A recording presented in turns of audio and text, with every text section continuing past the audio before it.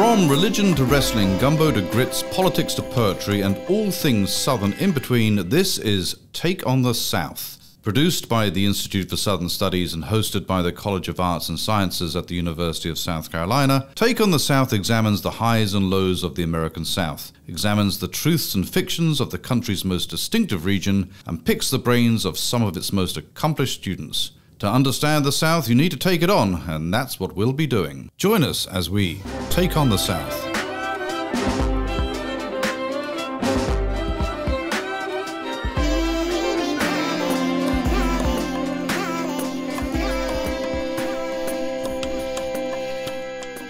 Welcome to Take on the South, the podcast of the Institute for Southern Studies at the University of South Carolina. I'm Matt Simmons, the Assistant Director of the Institute, and I'll be your host today. I'm joined by two guests today, one from Old England and one from New England. The Old Englander, y'all will know as the oftentimes host and voice of the show, Mark Smith, the Director of the Institute for Southern Studies and a Professor of History here at the University of South Carolina. And our New Englander is Dr. Andrew Berns, an Associate Professor of History here at the University of South Carolina, originally from the greater Boston area, from the town of Wayland, Massachusetts. They're both here to join me to discuss the ways in which those from outside the South, when they come to this place, find themselves having to unlearn and relearn what they thought they knew about this place, and in so doing, find themselves relearning and unlearning parts of the world that produced them. So I bring them here to have this interesting conversation today after having talked with Mark about this many times. Andrew, you and I had an interesting time in my office this summer where you just happened to stop by to talk about podcasting, and we ended up in a long discussion of how you've said, the one thing that I remembered you told me more than anything was there are all these things that you have learned about the South that when you tell your siblings, they do not believe you. Right?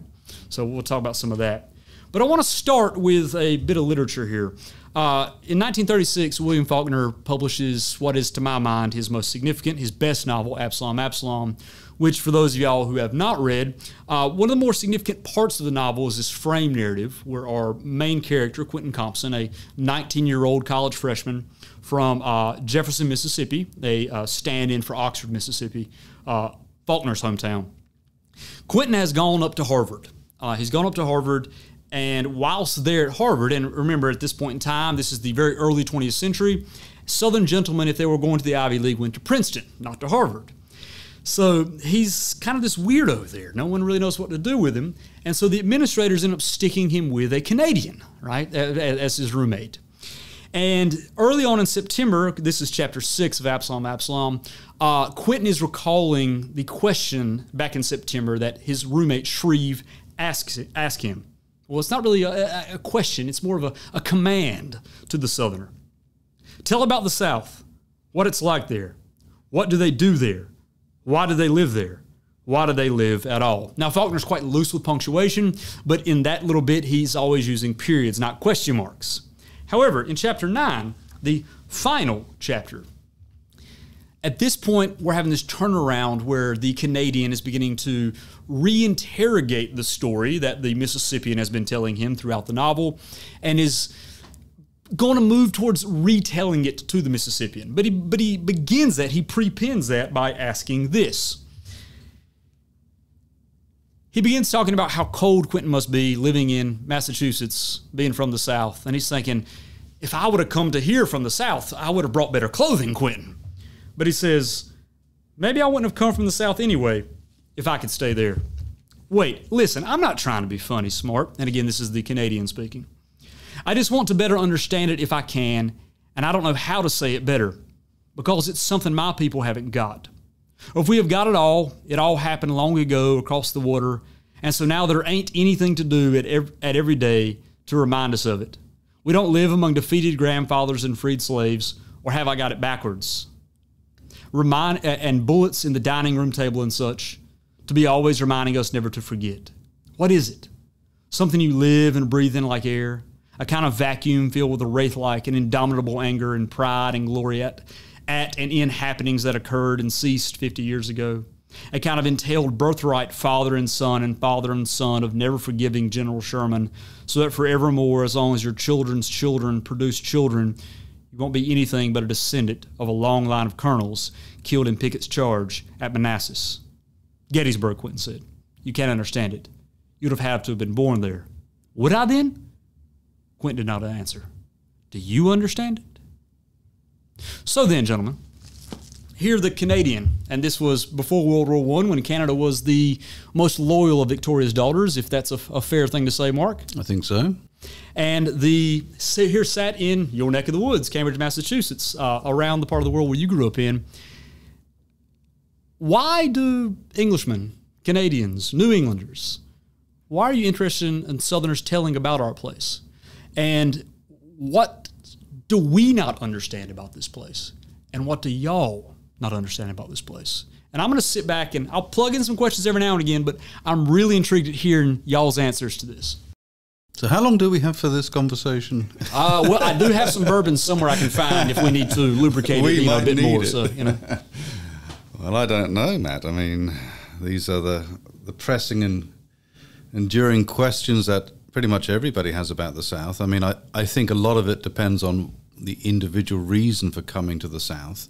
I came really to answer the Canadian question, which was, what is it about? What does it mean from a very academic perspective? And what inspired that, Mark? You've briefly mentioned this on the podcast before, but what actually inspired that question for you? It was a history class, and a history class as an undergraduate at the University of Southampton, and I happened to take a US history class. And interestingly, given what Andrew does, most of my work was on British immigration and British Jewish history. And Andrew, could you quickly speak about what it is you do for the audience?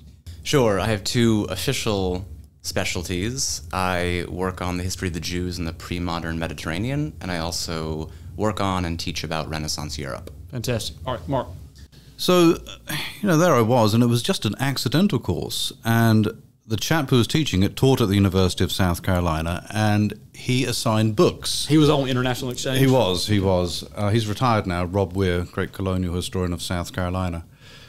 And he assigned me a book called Roll, Jordan, Roll by Eugene Genovese. And the thrust of that book is that the South, it's a complicated book, but the South is a pre-modern society. The old South, that is, the pre-Civil War South, was a pre-modern society.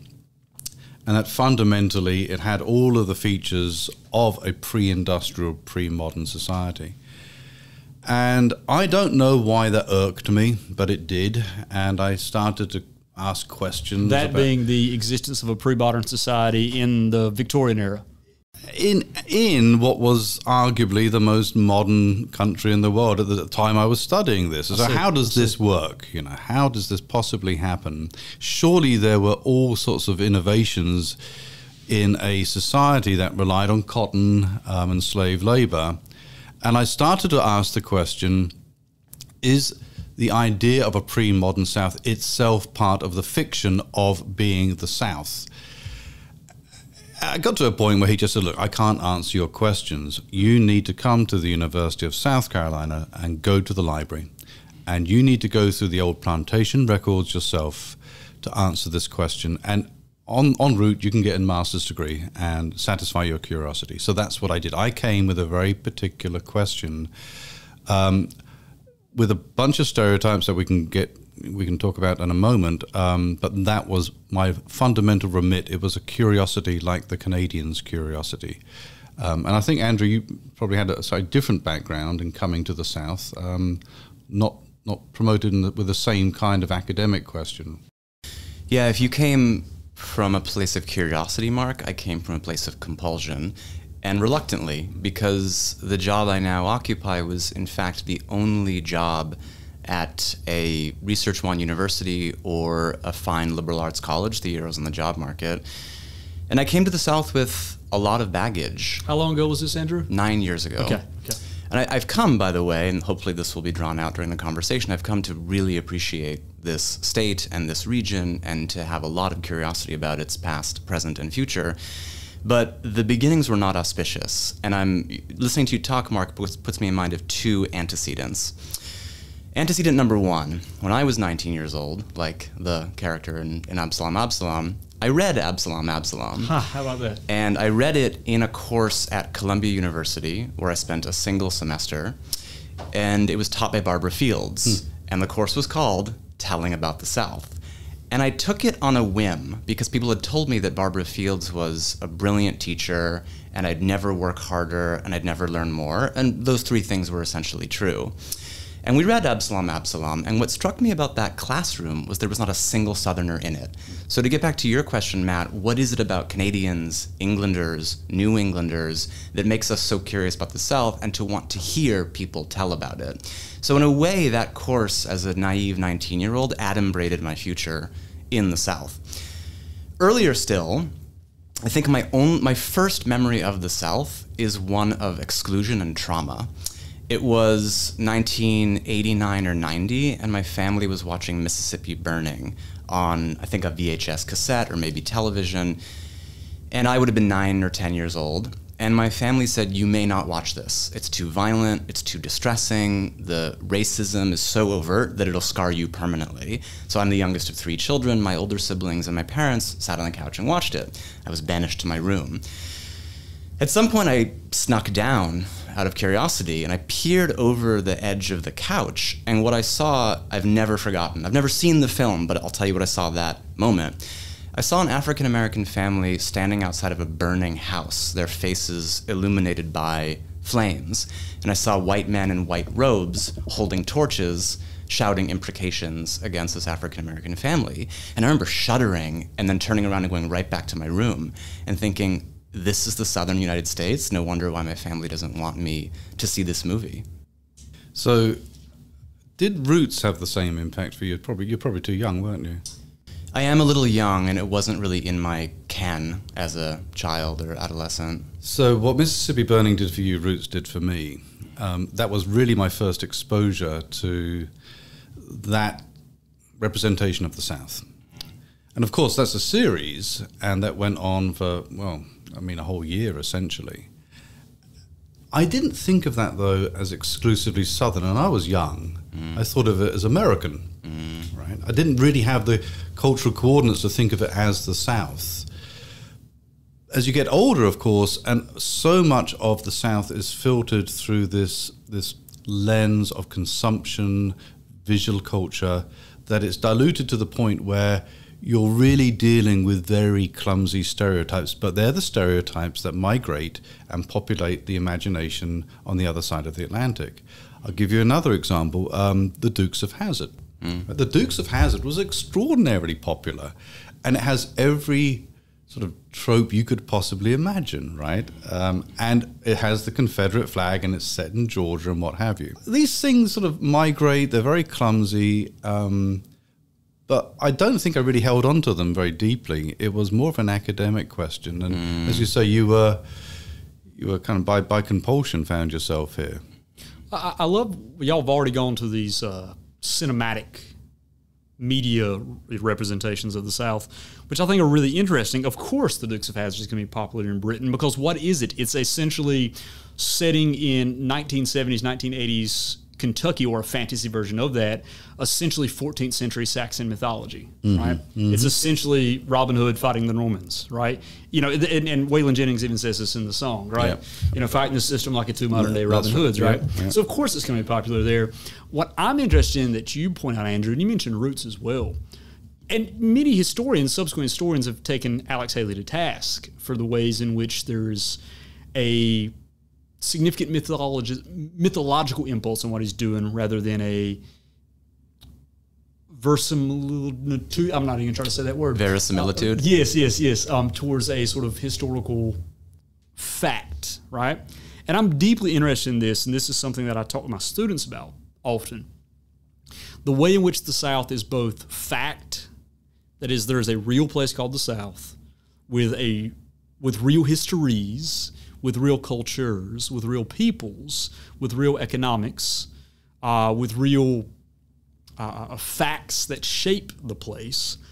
But it's also a set of cultural mythologies and narratives, some of which Southerners ourselves create, and some of which are foisted upon us from without. And this has always been true. This has always been true going back to DeSoto 450 years, who, of course, was one, created many of these mythologies of the South. It's hard to know much about the DeSoto voyages in English because so little of that, at least to my knowledge, has been translated from medieval Spanish into English, into modern English, the accounts of that voyage. But still, there's so much of the South as a legend that Southerners and non-Southerners are always participating in making, which helps to contextualize and shape the facts of the South, but also sometimes ignores the facts of the South for other reasons. And I can't help but thinking, I don't know your parents, I don't know your family, I don't know any of their perspectives on things, but I'm always struck when I think about, because immediately what you went to was a sort of racist,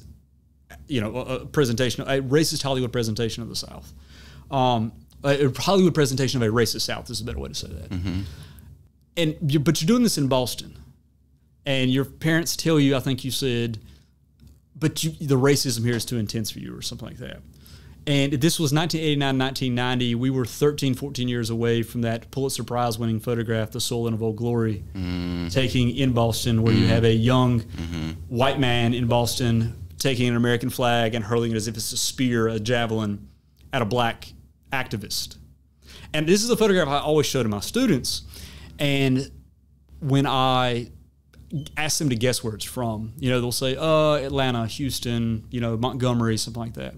And then I will say, this was taken in Boston. And if I have a kid from Massachusetts in the room, they will always go, oh yeah, that makes sense. I've had a different experience, Matt, with students from up north, and particularly from my home state. To wit, last semester when I was teaching founding documents, in a document from the north was the mention of a slave. And this young woman raised her hand and she said, "Professor, there weren't slaves in Massachusetts." And I said, "Really?" And she said, "No, they were only in the South." And I was stunned, and I took a moment and I turned to her and I addressed her by name and I said, "Let me guess what you learned in school. You probably learned that slavery was an exclusive Southern phenomenon, that all white Southerners are racist, that Northerners had nothing to do with slavery and its perpetuation." And she nodded innocently, of course. And then I had to set about demolishing those presumptions, and as I was doing it, I realized they were mine as well before I came here. And that's what you were catechized into in, Greater Boston Public Schools, right? And I went to a very fine public school, one of the best in the state, and the teachers didn't have any malicious agenda. But Mark, you spoke about the distance between the southern U.S. and England. There's also a distance between the southern U.S. and New England, and I felt that very much as a child and as a young adult. I'm really interested in this question, Matt, that you just raised about the facts of the South. And it's actually a much spongier issue than it sounds, because when I teach my Old South course, we begin with a very simple lecture on what is the South. And I don't think we ever really reach empirical agreement about what the South is today. Certainly, we're on firmer ground when we talk about the Old South, because you can identify it as a former Confederacy or, the side that fights the Civil War. But even then, it's extremely complicated. Because no one excludes Kentucky from the South, and it never seceded. And, places like Maryland had more slaves. There were more enslaved people in Maryland than there were in Kentucky, and that does not secede. And this always becomes a thing in my courses we bring up as well. Yeah, it's a huge problem. And then if you ask the students, what do you think the South is? Now, bear in mind, we have a significant proportion, a very welcome proportion of folks who are not from the South. Oddly, quite a few people from New Jersey. And I think I have my suspicions why, but nonetheless, they're in these classes to learn, just like they were in Columbia. But then you've got a bunch of native Southerners that are also interested in the course.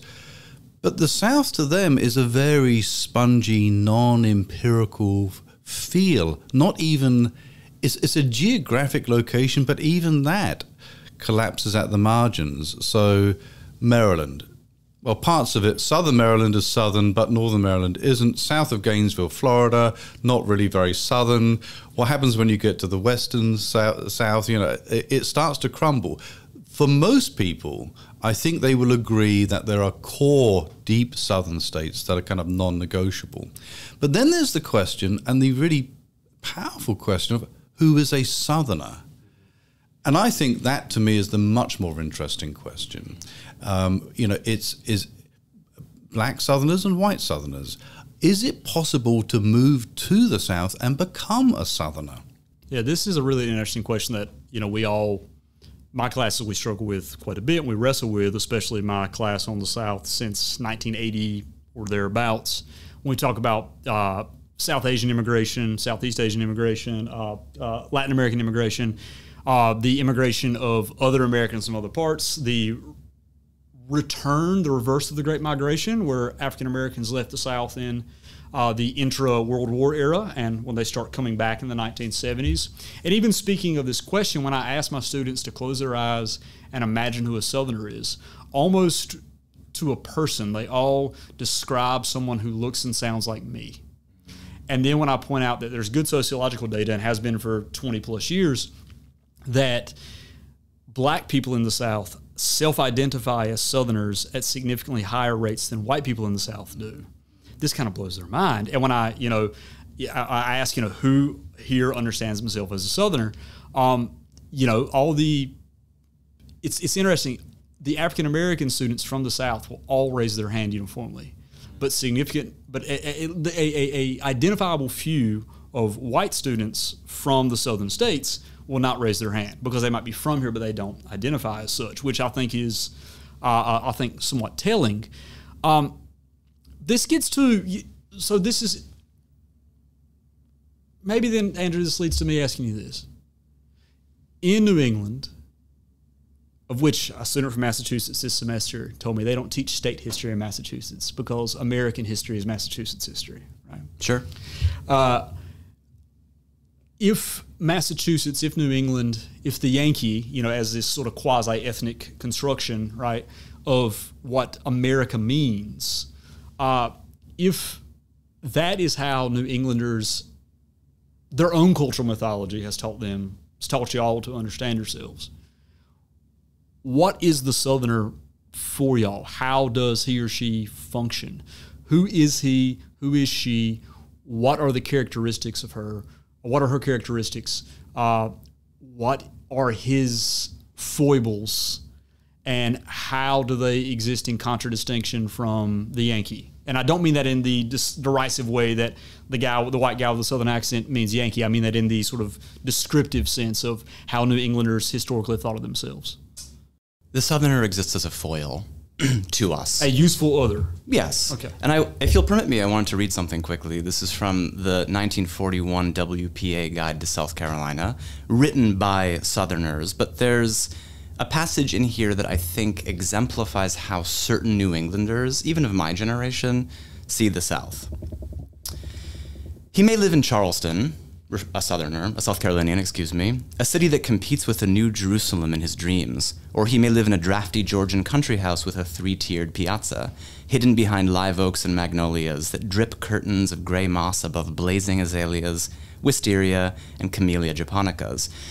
Or he may live in a cabin near a swamp infested by swarms of malaria-bearing mosquitoes, and look out with dull eyes over acres he must till for an absentee landlord.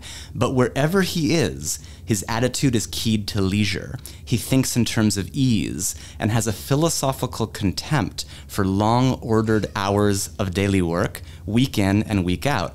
The possession or non-possession of material wealth is secondary to his ideas of personal value. We could say a lot about this, and I'm sure you two could each speak for an hour, but what this immediately reminds me of, Mark, is a kind of agrarian fantasy of the South that partly animated your own research here years ago. And I know this because in episode 0, you talk about this old belief that Southerners only saw the sun as the arbiter of time, and then you prove that clocks and a soundscape of bells and all the industrial machinery of the modern world were also applicable and in operation here. But I do believe there's something about a Northerner's vision of the South that is sort of dilapidated and hazy and philosophically contemptuous of work, is in fact stuck in a Middle Ages or in a pre-modern past. No, I think that's entirely right. I mean, this is what you said was very W.J. Cash. I mean, and that's really my point on this issue. the North needs the South to have all of those qualities. But the North is not solely responsible for generating those qualities. Southerners do this with enormous appetite and did very quickly after the Civil War. When did Florida become a destination? Well, it wasn't 1980, it was 1870. Very quickly, Northerners, fatigued by the Civil War, end up going to the South, going to Florida in particular. And what does Florida do? They establish their own tourist industry. Come south, come to Florida, restore yourself. It's quieter, it's slower, it's more agrarian. Get in touch with the past, which I thought was always very interesting, right? As opposed, and that what the Southerners are doing there is rejecting the desirability of a Northern past as inferior, fretful, too industrialized, lacking the ability to offer a soothing environment. Come south. So it's partly created by Southerners themselves. The first part of that description that you just read reminded me of a sort of leaflet from Charleston today. Right?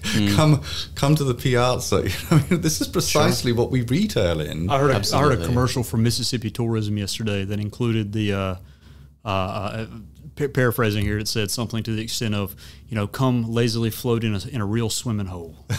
This is part of the Mississippi tourist boards, state tourist boards. Was this in Garden and Gone Mad? No. This was an audio advert I heard on a podcast yesterday. Yeah, well, see, we do it. Yeah. And what you just said, Mark, puts me in mind of this book by Jackson Lears called No Place of Grace, about anti-modernism in America between the 1870s and the 1920s, and he talks extensively about the fatigue that northern industrial hyper-civilized people felt. And they wanted to escape in time, in space, in mentality to other worlds. And the South was that quintessential other, lazily floating down a river, the tourist industry in Florida. And so I didn't know this about the historical origins of tourism in Florida, but it makes perfect sense to me given this sense of ennui that Northerners are experiencing at the time. And I think Jackson Lears was right for an additional reason. It's not just Northerners that are attracted to the South for that reason. It's people across the pond. Absolutely. It has that kind of, if you think about vacation literature, it is sold in Europe too. This is not just a northern market, like come to the South. Now, partly, of course, they were retailing in ruination, right? Come and look at the ruins of the South. But even that was incorporated into the idea that it was an escape, a place that stepped outside of radical urbanism, radical industrialism. And we've kept hold of that, despite the fact that the reality itself, this fact of the South, the empiricism underwriting this, has changed enormously. These questions, I think, they've really attracted some of the best, most thoughtful historians, and they're not really questions that we ask anymore because we tend not to ask questions about the American national character. Right? That used to be a very popular question back in the 50s and the 60s. And when you're not asking that question is what is an American, then it becomes less common to ask what is a Southerner. But some of the most interesting answers to this were produced precisely in the 50s. In particular, C. Vann Woodward, who's probably my favorite historian of the entire region and period, he said there were really two distinguishing features of the South. Well, he said there are a few more, but one was its commitment to racism, but he did fully recognize that it was hardly exclusive to the South. There's a degrees of question. The second was that the South is distinctive in the 20th century largely because it was the only region or only area in the United States that had the experience of loss, military loss. Of course, you could argue that because Native Americans had their military losses and what have you, and there's all sorts of dispossession going on throughout American history. But as a part of white America, that loss, he said, veined the kind of psychology of the South. And lastly, and this speaks to this question of your WPA evidence, the South was a place that was unique because it had an enduring experience with poverty. Mm-hmm. And while that might sound strange when you have the wealthiest Americans in the antebellum era living in the South as planters, if you factor in the nil per capita income of 3.8 million enslaved people, it is poorer. And it's certainly poorer after the Civil War because, let's recognize, the Emancipation Proclamation, noble, much needed, essential, was also at the stroke of a pen, relieved the South of billions of dollars of human capital. Yeah. It's not until 1957 that the South's per capita income begins to equal the national per capita income. So this experience with poverty, I think, is very interesting, but have we moved beyond that? And I think there's a way to look at this. The very modern South, the post-World War South, and then the interwar South. And when I say interwar, I mean Civil War to the Second World War. Well, I love what you're saying, Mark, and I want to speak to the way in which the fantasy of poverty and the fantasy of wealth and privilege, both of which are being featured in that WPA narrative, introduction to the WPA works there, how this figures particularly in the Northern mind, and how it figures in media again. So one of the things I normally begin my literature class with is this 1832 novel called Swallow Barn by John Pendleton Kennedy, which is, to my mind, the first really great novel, a Southern novel. It's a strange book. It's a romantic satire, right? It's an unromantic romance and a non-satirical satire, and a novel that's not a novel, and it's just a book full of contradictions. But Kennedy, who was a Marylander, whose mother was from Patrician, Virginia, and whose father was a Protestant Irish immigrant, an Ulsterman, I think, who comes to Baltimore and looks to Philadelphia and New York and Boston and Providence as, this bourgeois conception of America. Kennedy in Maryland, this liminal place between North and South, is himself caught in these two worlds. And he, in 1832, writes this novel about a New Yorker who goes to visit and tour his distant cousin's plantation in the Tidewater, Virginia, called Swallow Barn. And it's a complex book, but it's very funny and very strange. But there's this one moment at the end of chapter 31 that I pulled up here. So there's been at this point there's a sort of there's been a break in the overall plot.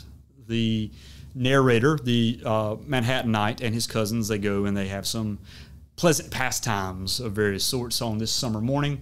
And the New Yorker, who has come south, says this, and this is 1832. The New Yorker, who is our narrator here, says, "With such amusements we contrive to pass our mornings, not listlessly, but idly. This course of life has a winning quality that already begins to exercise its influence upon my habits. There is a fascination in the quiet, irresponsible, and reckless nature of these country pursuits that is apt to seize upon the imagination of a man who has felt the perplexities of business. Ever since I've been at Swallow Barn, I have entertained a very philosophical longing for the calm and dignified retirement of the woods." And then this, "I begin to grow moderate in my desires.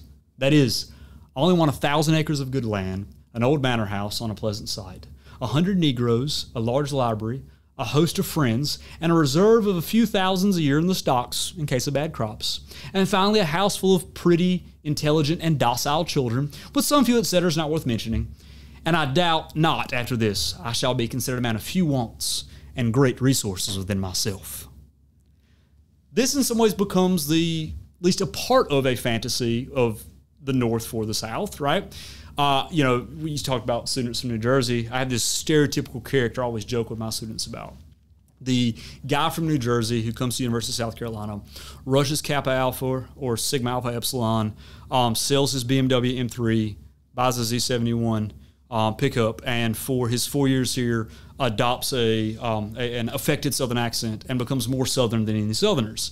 And my students all laugh because they all know this guy. Mm-hmm. Yeah. Some of them are that guy, have admitted to being that guy. And, several young ladies have said, "I've dated that guy before," right?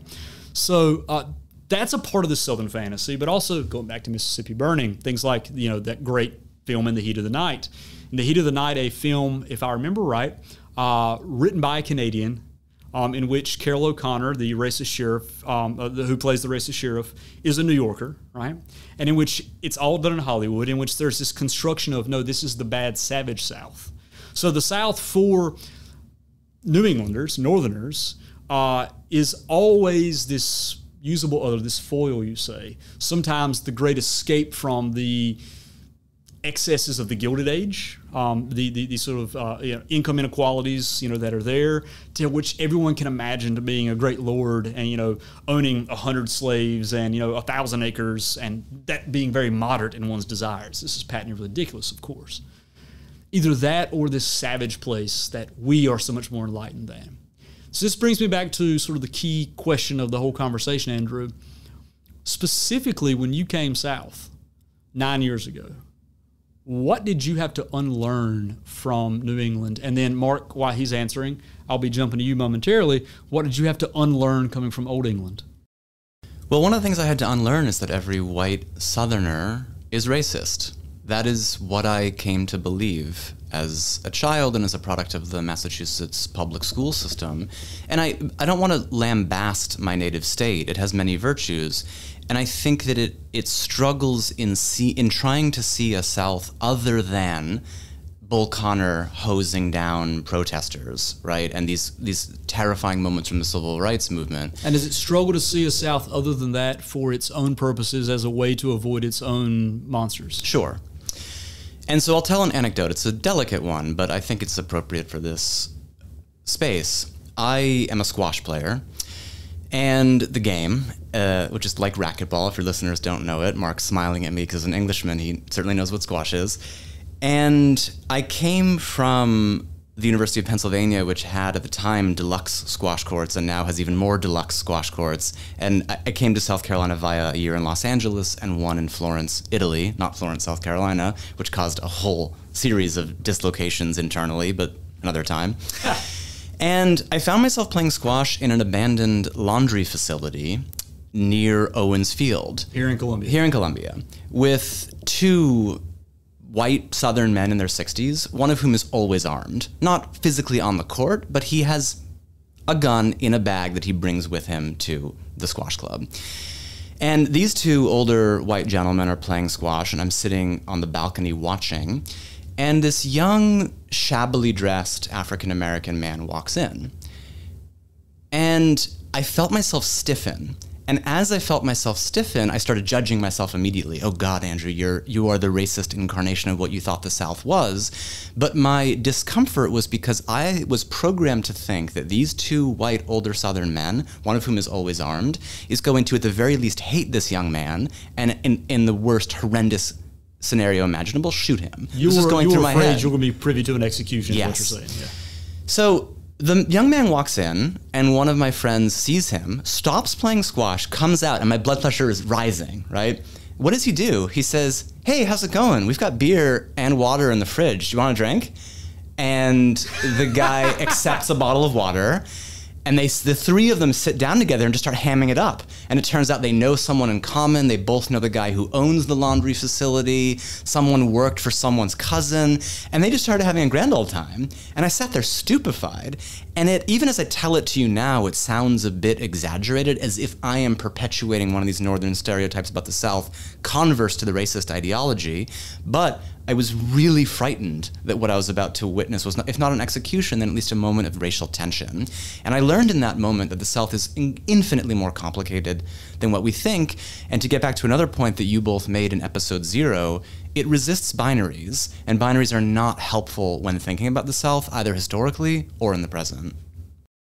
Oh, that's very interesting. I can't say I've ever had to manage that kind of a anticipated or imminent emotional physical engagement, largely because I saw the South as simply part of America. I mean, that's the difference that distance makes, is that it is part of America and it shares all sorts of things with Americans. I suppose in a way, Andrew, I mean, your telling is much more sophisticated than mine, because even though I came to this from an academic perspective, I ended up sort of just thinking about some of the clumsier talisman of what it is to be Southern, and that I actually had to abandon, but frankly, I've actually kept hold of some of them, and I'll give you examples. The variation and the complexity and the texture notwithstanding, and I think that's absolutely essential to what we do, the texture and the exceptions. I do think that there are certain Southern things, and I think for me, that haven't changed over time. These are some of the stereotypes that I still carry that I haven't had to unlearn. One is the sound of the South. There is a Southern accent to my ear, and I recognize that might not be true for Americans generally, although I suspect it is, notwithstanding the immense variation from the Appalachian accent down to Charleston, which is barely intelligible in some people's mouths. Like, what did you say? And I think for me, the sound of the South is a constant. The second would be food and the tastes of the South. And of course, a lot of this is very sensory since I'm interested in this. And again, the variation is enormous, right? I mean, perhaps there is a Southern cuisine, perhaps there isn't, but there are certain little things that trigger you off. So, you know, I've been to Massachusetts many times, but you cannot, unless you ask for it, get sweet iced tea. And then when you do ask for it, people say, well, why? Why would you want this? So it's not, these are just clumsy examples, but I've kept hold of them in a way. I sort of, the sound of the South was one thing I came with. I haven't really let go. The idea of a Southern cuisine, its specifics eluded me at the time when I moved here, and I've never gotten used to grits, and I probably never will. I'll make them for you sometime. Well, you know, everybody says this to me about grits. Like, they're really great if I make them for you. Or, well, if you have them with, you've got to add something to them. I'm like, yeah, that's my point exactly. You have to add something. So there are other little things like that that I keep hold of that I haven't had to unlearn. But and the other thing I haven't had to unlearn, essentially, because I've read a lot of travel literature, not from Northerners going to the South in the 19th century, but from the Southerners going north, in which they basically reinscribe every stereotype you can imagine that's projected onto the South. Yep. You see this a great deal. So I like to look at it both ways. What are Northerners saying about the South before the Civil War? But what are Southerners saying about the North? And in a way, they're in this poetic dance of perpetual recycling of these stereotypes. And if you walk outside this door, you'll see a bunch of photographs of influential Southern intellectuals that have passed through these august halls. And one of them is Jim Dickey, who was a very influential professor here and one of the most influential poets in the United States in the 1960s and 70s. I think he was the poet laureate at some point. But of course, Jim Dickey's known not really for his poetry today, but for deliverance. And deliverance is one of those things that people just hang on to the South. Well, he's a Southerner making this. I mean, he makes the South with this, not just through the novel, but through the movie. So there are certain things that, while I don't believe deliverance to be true, it nonetheless has this capacity to allow you to imagine certain things to have authenticity about the South. The music, for example, even though it's just one sliver of a note of an entire script, that still is very Southern. And if you listen to our podcast at the beginning of it, you'll hear some of that. Sure. Because I asked our fabulous composer to include some of that. So I'm not sure that I've abandoned all of them. And frankly, I'll go one step further. I'm not sure if I want to. There is a reason I've been here almost 30 years. It's not because I dislike the North or Massachusetts or California. I think they're very fine places. My intellectual guts are rooted here. I like the people. I like the space. I think the space for me is quite important. I don't want it to be Kansas space, but I don't need it to be European, Cambridge, Massachusetts space. There is an Americanness to this, but also a Southernness to the way that spatial arrangements are in the South. And they are definitely historical, but they're also contemporary. And then I would also say this by way of kind of wrapping up my very long commentary here. I do think that academics in particular love this question about what the South is, right? What does it mean? And of course, this is what I do. This Matt and I do this for a living. But fundamentally, I don't think when you get outside of a university, I don't think Southerners are asking themselves, am I Southern? And it is that absence of that question that I think makes them Southern, right? They're not so consciously interrogating themselves about, am I being Southern today? It is a lived experience.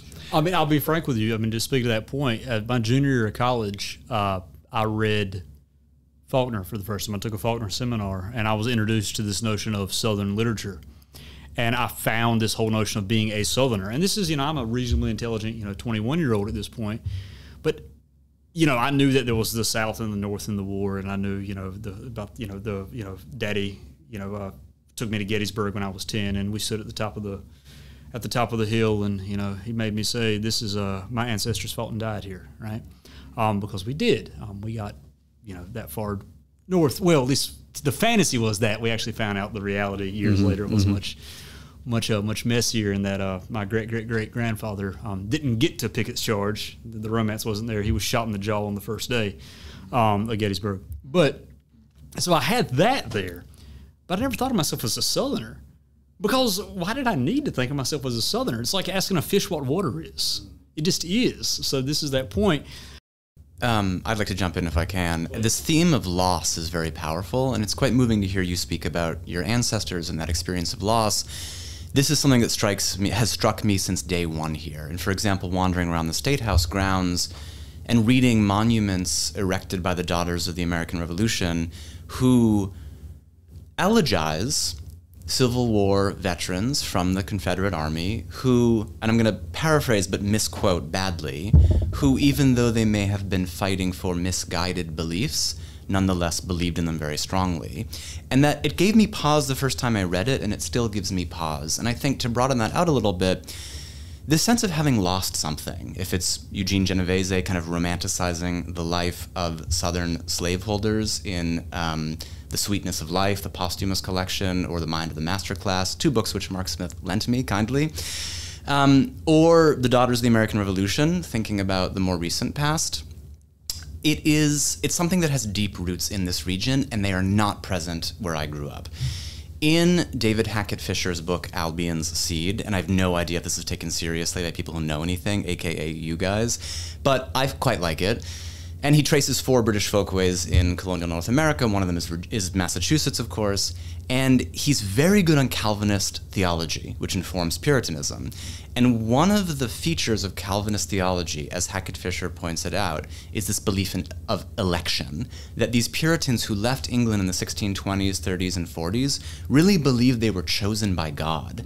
And I think in a certain way that still permeates the mentality in New England. That does not permeate the mentality here in any experience that I've had. I also wanted to respond to a couple of things Mark said when he mentioned sound and taste and music. With regard to sound and accents, it is inescapable for me too, Mark. I'm not a foreigner, but I'm always sensitive to accents here. And when I first got here, fresh from Italy, having spoken a lot of Italian that year, I reverted to my native patois, which is very fast, and I'm speaking more slowly now than I would have when I first got here. And I had students come up to me in the first week of class and say, "Professor Berns, we can't understand you. Can you slow down?"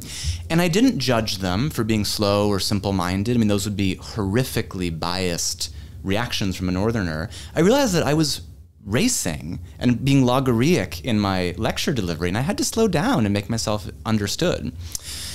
Music. I'll skip food for now because there's too much to say about it. One of my closest friends here is a retired herpetologist who worked for the Department of Natural Resources for 25 or 30 years, a guy called Steve Bennett. I know him not as a snake man, but as a musician, because when I got here, I played the mandolin and was looking for a mandolin teacher, and he very kindly agreed to teach me, and then after a while he said, "Stop paying me and doing this formally, just come over and we'll hang out and we'll jam." Steve is Southern and from rural Georgia, and his family was in the shrimping and fishing industry, and he has memories of crates of shrimp being dumped on his doorstep early in the morning when his uncle couldn't sell the excess catch, and then they would have a big fish fry and they would cook up shrimp. In other words, he comes from, fairly modest circumstances in the rural South, and he's white. And most of what we were playing together was kind of old-time fiddle music and bluegrass, which is not really my inclination musically, but Steve is so appealing and so dedicated to it that I wanted to learn from him. And one day I said, Steve, I'd like to play some Cuban jazz. And he didn't flinch. He said, okay, what do you want to do? And I said, well, of course, do you know the Buena Vista Social Club, this famous movie from the late 90s or early aughts? Very banal of me, but I invoked it. I said, let's play El Cuarto de Tula. And he said, never heard it. And so I put it on, and he was fascinated by the rhythms and the chord changes. He said, give me a week, Andrew. Come back next week. Let's talk about this. I came back the next week, and he had transcribed not only the basic chord structures and the rhythms, but a trumpet solo. And he had transposed it from a trumpet to the fingerboard of a mandolin. And this is not an isolated incident. And to get back to the South, is there a Steve Bennett in Massachusetts or Michigan? Maybe. But is there something very distinctive about his combination of small c Catholic curiosity, wonder about the natural world, musical veracity in terms of what he's interested in and what he'll dive into? To me, there's something, I can't put my finger on it, that's quite Southern about that. Yeah, that is interesting. Can we pick up on the speed business? I think there is something to this. A lot of African-American literature about the South will often talk about the importance of walking from place to place, largely because during slavery, African-Americans couldn't walk very far without permission. So an element of freedom was the ability to walk without limitation.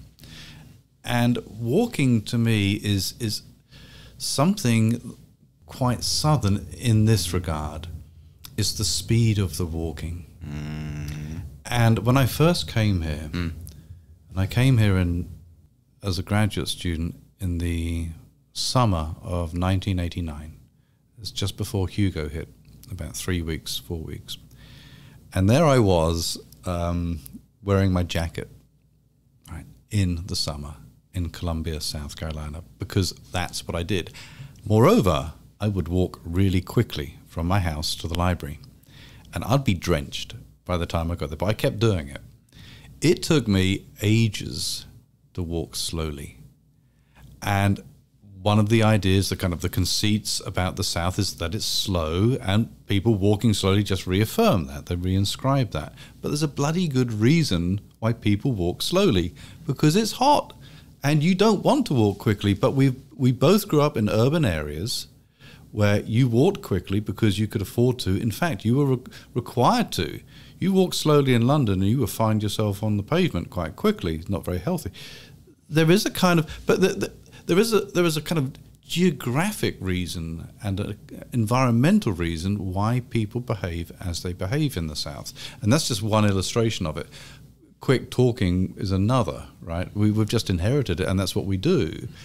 My students said the same to me when I first came here. Can you slow it down? Well, the reason you talk quickly growing up in London is because you have a lot of information to convey very quickly in an urban environment. Not so much here. Where there's a lot else competing sonically with your voice. Yeah, you've got to battle your way in.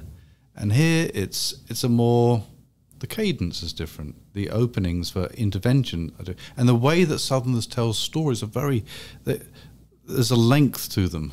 Stories are quite long, and they're carefully built, and they're really interesting. But you have to get used to the pacing with your ears. Absolutely. Because if you don't, you get frustrated. Yeah. It is a old chestnut that parts of the rural South preserve Elizabethan English. And Zora Neale Thurston writes about this. It's quoted in Genovese's introduction, the book that you lent me, The Mind of the Masterclass. And she says that not only are certain words preserved and certain cadences preserved, but the pleasure of speech for speech's sake is part of the South, white and black, she says. That's right. And I remember my first conversation with you, Matt. It lasted an hour and 45 minutes. And I came by thinking we were going to chat for 20 minutes. I had blocked 30 minutes in my calendar. I'm such a Yankee. And it was fascinating to talk with you, and went on, and you didn't have it seemed like you didn't have a care in the world. No, we could have gone for another 3 hours. At some point I would have pulled the whiskey out and we would have just kept going. Yeah, and you mentioned at the end of that talk, is it your grandfather? Your granddaddy, yeah. Who would say, you tell it. So Granddad would always say, we'd go for Sunday dinner or something like that after church, and we'd get up, to leave, and Granddaddy would, he chewed tobacco, and that's what ended up killing him, unfortunately, but from throat cancer. But he would spit in his spit bottle and say, he'd stand up, out of his chair, and he'd go, well, we've been there for 3-4 hours. He says, y'all might as well stay a while, might as well stay a while, right? Which was this thing where there isn't an elaborate song and dance there. There is, when you're saying you might as well stay a while, there is you might as well stay, but there's also, now might be the time for you to start politely making your way to the door, and you kind of have to know how to do the dance just right, depending on who's saying it, how it's said. There's all these very elaborate sort of social rules, like when I teach my students about the complexities of the term "bless your heart," or Northerners, when they get called ma'am or sir here, are very perplexed by this sometimes, because there's an entirely, complex reason for this too, right? And so it's a part of that, but there's a genuineness to it. Y'all might as well stay a while. Like, let's just start again. And I can't tell you how many times I've been at someone's house, we go to leave, and then we end up staying another hour, and then we go to leave again, and we stand in the driveway for another 90 minutes, and then we finally leave. So it's a 3-hour process of leaving, and this is not atypical. No. And I wanted to pick up a thread earlier in the conversation. Mark, you spoke really eloquently about what you don't want to unlearn, and how there are certain things that you prefer about the South. And when you're in California and Massachusetts, to use your examples, you miss the South a bit. And for me, at the risk of sounding too vague, it's the distinctiveness of the South that I miss when I'm not here, and that I long for. What does that mean? The South, to me, is incredibly diverse, not just in the optical, obvious sense of a state that's 38 or 39% African American. There are many other racial, ethnic, and religious groups here, and there is a tremendous range of experience. And then when I travel north and west, in some ways I feel like the world becomes more monochromatic. And it could be that my range of experience in Oregon or Massachusetts or Vermont, places that I've been recently, is more circumscribed than my life here. I'll give an example. In 2020, just before the pandemic, my wife and I went to a musical event at a now closed yoga studio near Williams-Brice Stadium. So right away you have this contrast between mainstream Carolina football mania and a very ethereal, hippie-esque yoga studio. And this musical event featured a college-aged African-American beatmaster, followed by a 65-year-old white woman playing an acoustic guitar with her band. And the audience was the same. There was no turnover. It's not as though after the young African-American beatmaster stopped playing, there was an exodus and then an ingress of a whole other crowd. It was the same group. People danced to him. And then this woman, who has since become a friend and musical collaborator, who's now in her early 70s, she starts singing this very melodic, a little bit spacey, etheric, South Asian-inspired kirtan music with a synthesizer player, her on the acoustic guitar, and a mandolinist. And I was just transfixed by all of these contrasts. In the shadow of a hulking spaceship-like football stadium is this little hippie yoga studio where a young black man is mixing in front of us, and then this hippie group plays. And it all felt very seamless and very typical of what makes the South so diverse in the fullest sense of that term. Let me ask you a question, Andrew. When you're back in Massachusetts or Vermont or wherever, is it the case that you don't think of yourself as a Northerner? And the only time that you really do think of yourself as a Northerner is when you come back to South Carolina, or is that not the case? I'll answer with another story/quotation. My beloved PhD supervisor, David Ruderman, once said to a class, it wasn't one-on-one, he said it to a class, When I'm in Israel, I feel like I'm an American. And when I'm in America, I feel like a Jew. And my transposition of that quotation to you, Mark, you've already anticipated it. It's when I'm up north, I know who I am. And I know that I'm a Yankee born and bred. But I don't feel one by choice.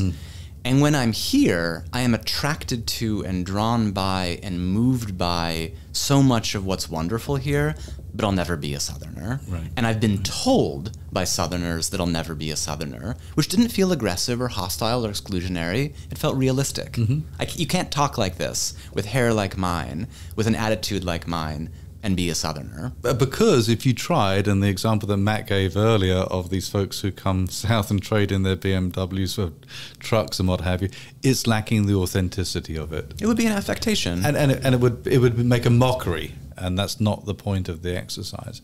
So in a way, ultimately the invitation to be a Southerner is a fictional one. You can be a kind of resident one, but you can never be, you're in but not of, to borrow Genovese's famous phrase. And I'm fine with that. I wouldn't want to pretend otherwise. But that's what makes it very interesting to me, that there is an invitation of sorts, and you can get so near, but you can't cross that line. Go ahead, Matt. Oh, no, please. Very quick story. My first week in Carolina, so this is August of 2013. My wife had gone to Oregon, where she had been chosen to participate in an incubator to help support and launch a new company that she was building. So I was on my own, and I'd rented a room from a woman in a neighborhood nearby. And I was walking somewhat dejectedly one late afternoon, early evening, and this older couple sitting on their screen-in porch called to me and invited me up, I kid you not, for a mint julep. And it was like, I felt like I was living in the world of William Alexander Percy and Lanterns on the Levee, where the planter class, the aristocrats, drink mint juleps. And small children suck down, to quote him, with calm rapture, the sticky, sweet, minty, alcohol-less substance at the bottom of the glass. It should be a silver drinking vessel. It's not a glass. If it's a glass, it's being served wrong. It's pewter or silver if you're quite wealthy, or if you're like me, it's just silver plate. Thank you for that. So I'll come to the end of the story. So we had this nice chat, and I didn't know how to end things. So what I said at the end of the conversation was, it's been so lovely to meet you. Thank you for your hospitality and the drink. I'd love to reciprocate and have you over for a drink sometime. And they both startled. And the woman said to me, well, Andrew, that's kind of you, but I think we better leave it here. And I've told the story many times to a number of Southerners, and to a person, they all are puzzled by that response. I've heard people say maybe they thought you were trying to swing with them. I've heard them say maybe they thought you were trying to escalate the social obligation that you felt. I've heard them say maybe they just didn't like you and didn't want to go over to your rented room for a drink. It's a bizarre story, but it combines the hospitality with this sense of stay where you are for now. Yeah, let me give you my take on that, which I think is fascinating. It's a really interesting story, and haven't had that many experiences like that. But if you take the Genovese view of what it means to be Southern, right, that would be an anti-capitalist response, because they don't know, they don't want to have to engage in the ledger book exchange. This is an act of generosity in and of itself, without any capitalization or valuation attached to it. That's, I think, what the Genovese interpretation of that would be, because this pre-market, pre-capitalism thing, I don't believe all of it, to be sure, but there is this sense of we don't have to make everything transactional. I'm not saying that you were, but you're from Massachusetts, and the idea is that the market matters and you transact, right? And my grandmother would have presented it to me as manners. Andrew, yes, when you're invited over, you write a handwritten note, and then you invite them over. Yeah, and I think my grandmother would have said exactly the same thing. No way you could anticipate that reaction, of course, but that's my guess anyway. Something like that is going on underneath. I love that, Mark, because it's one of the troubling bits in Genovese's book, and he's been criticized for it. This is your field, I'll tread carefully. But his claim that one of the things slave society did was present a bulwark against the atomizing forces of capitalism, which destroy networks and cultural connections. And he has been criticized for romanticizing slavery and minimizing racism. I won't say more. But I love that you just isolated an economic motive and justification that lay beneath my manners and that was picked up on by this Southern couple. I love that. It might have been the case. I don't know, but there is that hesitancy. You don't find it that often, to be sure. How old were they? I'm curious. They were in their probably mid-50s at the time, maybe late 50s. Might be quite generational, I'd assume. I'll just say maybe it's a class thing, but I grew up. I grew up comfortable, but my parents both grew up in absolute grinding, poor white poverty, and if we didn't thought you were suspicious, we just went and invited you over, right? And to basically, even if we didn't want to come over, we would have at least have accepted this as a compliment, said, "Oh yeah, that'll be great," and then nothing ever happens, right? If we just didn't like you, but they ain't got no home training if that's how they're going to respond to you. I'm sorry, they ain't. This is something I could spend, the next 6 hours talking about this, but we do need to wrap it up. So I'll ask you a question. Both of y'all have said we've talked about what the South is and how non-Southerners understand the South and how Southerners participate in that understanding or that obfuscation of understanding, as it were, at some length. We've discussed what the South is, how the South is created both by Southerners and, in a mythological sense, by non-Southerners as well. And y'all have talked about the things that variously you had to unlearn about this place and unlearn about your own selves to navigate this place.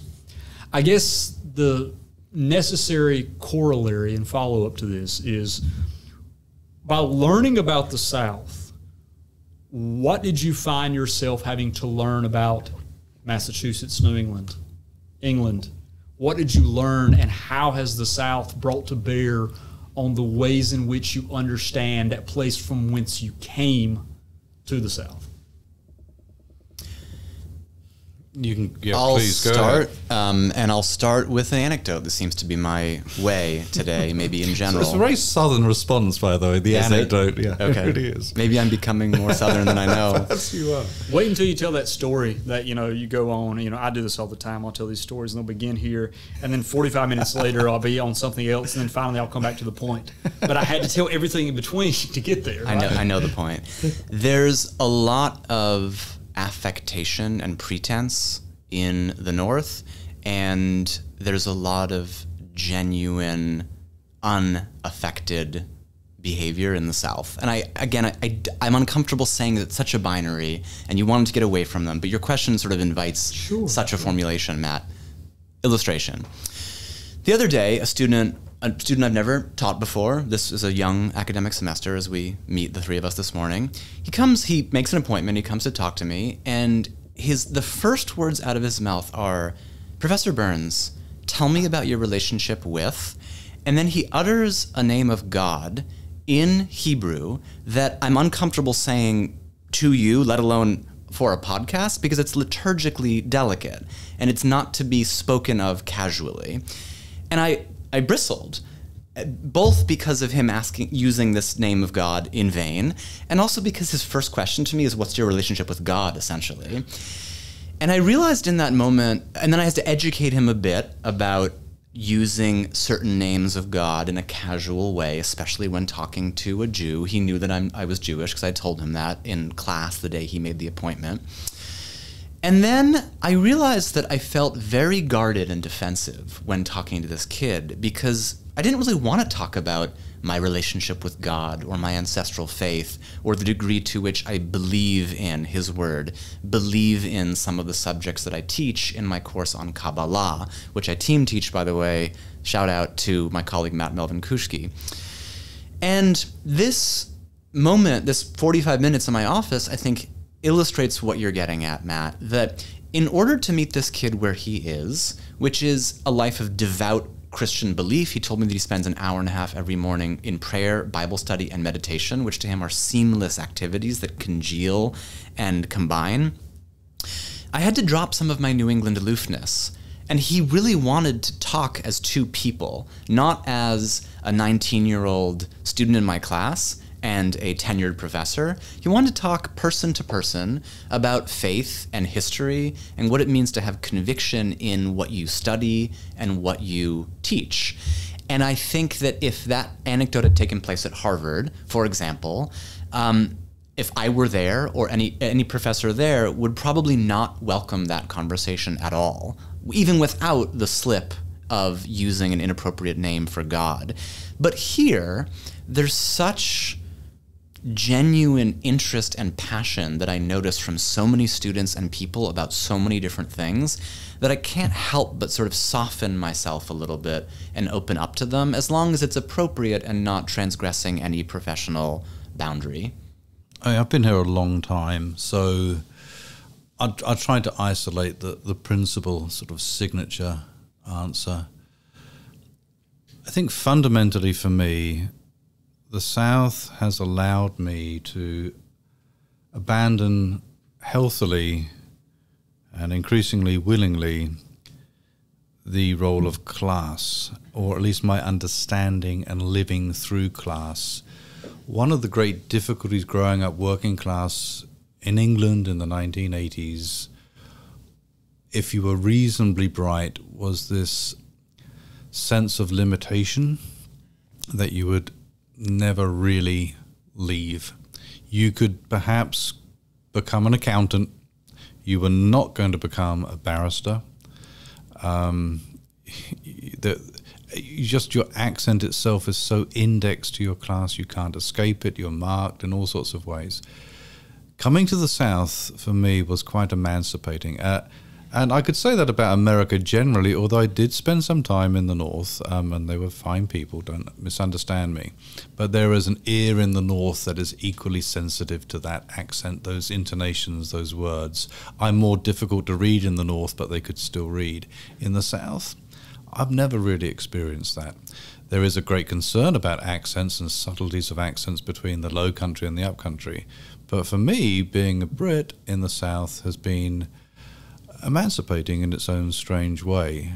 But I do remind my students when I teach the American Civil War, just because I don't sound Northern or Southern doesn't mean that you're getting the unvarnished truth.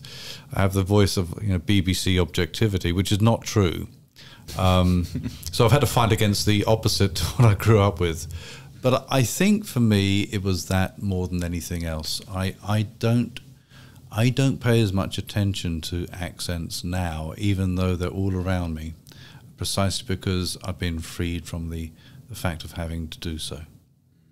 Very good. It's interesting just how accents work for us, because you can ask anyone that knows me, my greatest fear is that my children grow up without a Southern accent. And it's one of these things where even though mine is a low status accent, I don't have a Charleston patrician accent or anything like that. I remember my daddy told me when I was right about puberty age, 13, 14. He told me once, he said, "Son, as you get older, people are going to mock how you speak. They're going to say it makes you sound dumb and it shows you're a fool." He says, whenever you talk to an SOB who says that to you, you just remind them that God talks how we talk. And, Daddy was being a bit glib, but there was also a sense that, to lose this is to lose who I am, right? And I don't, and it's so interesting that in England, every Englishman, every Englishwoman I've ever spoken to remarks on the way in which class is so tied up with accents in England, in Britain. But here in the South, it's locality, it's history, it's family, it's that. And to lose it is basically to spit on your ancestors' graves. And it's this great shame to lose it. No matter how hick it might sound, it's yours. I mean, the South is the place where, Shelby Foote, becomes the voice of God, as it were, on the Ken Berns documentary, which many people have criticized, but still, he doesn't attenuate his voice in any way, shape, form, or fashion. I attenuate my accent when I talk to y'all, so y'all can understand me. you get me drinking, or get me hanging around my Uncle Kent, I'm incomprehensible to most people. But yeah, it's fascinating. This is something I've never had to unlearn, and to unlearn it would be dishonorable, which is really, really interesting.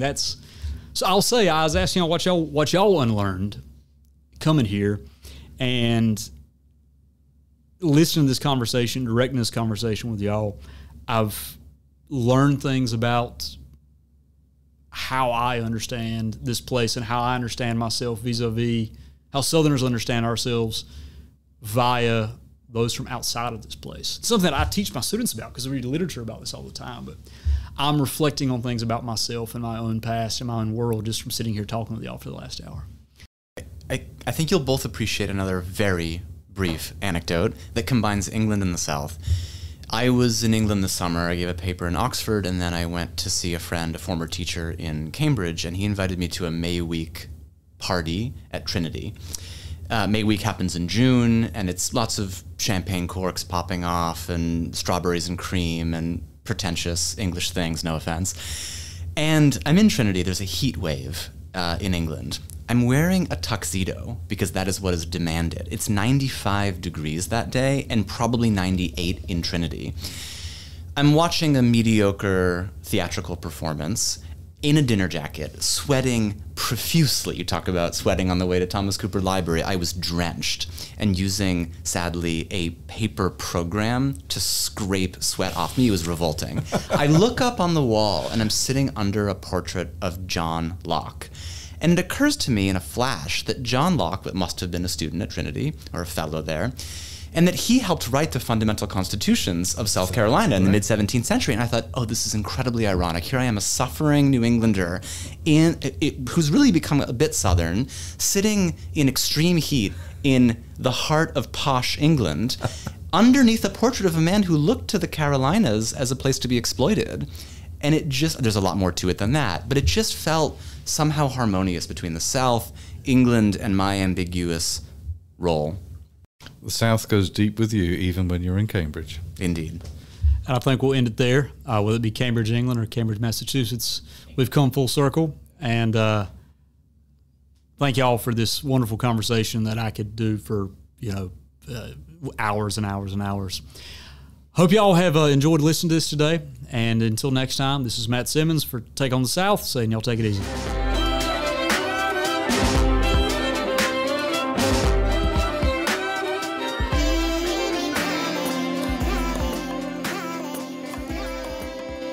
That was our Take on the South. Let us know yours. Find us on Facebook, Twitter, and Instagram at U of SC South. Take on the South is produced by Matt Simmons of the Institute for Southern Studies. Special thanks to Professor Dave Garner of the University of South Carolina School of Music for composing our music. Tune in next time for another Take on the South.